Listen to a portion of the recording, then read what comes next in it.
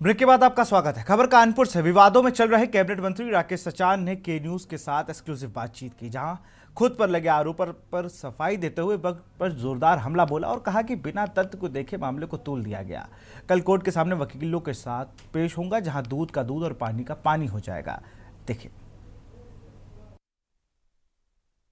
पिछले कई दिनों से लगातार बीजेपी के मंत्री हर कोई चर्चा में है और इसी बीच हमारे साथ कैबिनेट मंत्री राकेश सचान जुड़े हुए हैं। ये भी 2 दिनों से चर्चा में है, चाहे वो सोशल मीडिया हो या मेन मीडिया हो। राजनीति भी गरमाई हुई है। कहा जा रहा है गिट्टी चोरी का मुकदमा, आर्म्स एक्ट के मुकदमे में आपको जब सज़ा सुनाने की बारी आई, फैसला सुरक्षित रखा जाता है और उसके बाद आप वहाँ से फरार हो जाते हैं, ऐसा विपक्षी दलों का कहना है। वहाँ लोग, ये जो विपक्षी नेता मौजूद थे, वो लगातार ये कह रहे हैं कि मंत्री वहाँ से भाग गए। देखिए, विपक्षी नेताओं को पहले सही से जानकारी करके ही बयान देना चाहिए या ट्वीट करना चाहिए, रीट्वीट करना चाहिए।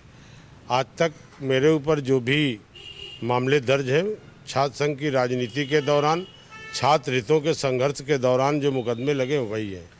ये भी मुकदमा 91 का मुकदमा मेरे ऊपर पुलिस ने ज़बरदस्ती आर्म्स एक्ट का दायर कर दिया था। तत्कालीन जो नौबस्ता एसओ थे, क्योंकि लाइसेंसी असलहा मेरे साथ था, जिनके नाम लाइसेंस था नाना भगवान दीन जी, वो भी मेरे साथ थे। लेकिन उस समय वो मुकदमा आर्म्स एक्ट का दायर हो गया था, उसी की कल तारीख थी।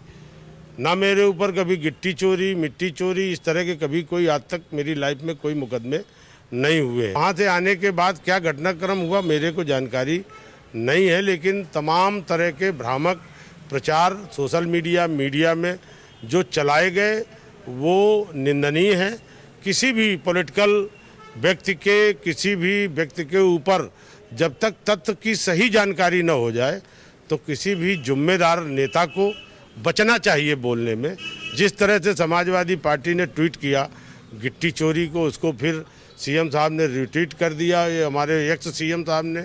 और इसके बाद आज भी उनका हमने ट्विटर हैंडल में देखा कि अब उन्होंने देखा कि अवैध असलाहा में वो लेकर के फाइल लेकर के चले गए, फरार है।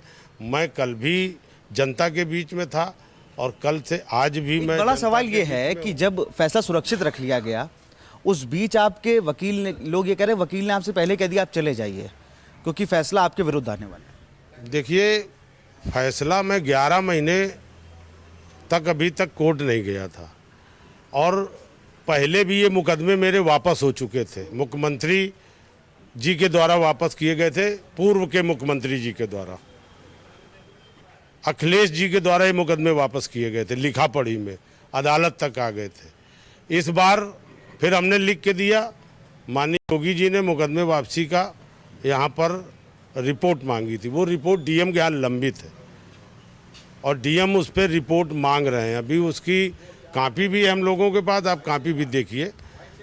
तो इतने जल्दी या सुना गया या जो भी कुछ हुआ हम उसको नहीं जाना चाहते। आप कोर्ट के सामने पेश होंगे? हाँ, कल पेश होंगे, कल जाएंगे और वकील के माध्यम से अपना पक्ष मैं अदालत में रखूंगा। तो बहुत बहुत शुक्रिया राकेश जी हमसे जुड़ने के लिए। तो राकेश सचान जी हमारे साथ कैबिनेट मंत्री मौजूद है, जिन्होंने कहा कि जिस तरह से जो तत्व हैं उन्हें गलत तरीके से पेश किया गया। मेरे कुछ निर्धारित कार्यक्रम थे जिनको लेकर मैं वहां पर गया था और मेरे वकील से जब मैंने कहा कि मुझे उन निर्धारित कार्यक्रमों में जाना है जिसको देखते हुए मैं वहां से निकला, मुझसे किस और जिस तरह से पूर्व मुख्यमंत्री और नेता प्रतिपक्ष आरोप लगा रहे हैं, शायद उन्हें जानकारी नहीं कि यही मुकदमे खत्म करने के लिए उन्होंने भी सिफारिश की थी। ये कहना है कैबिनेट मंत्री राकेश सचान का। कैमरा पर्सन सुरेंद्र वर्मा के साथ विशाल पंडित, के न्यूज।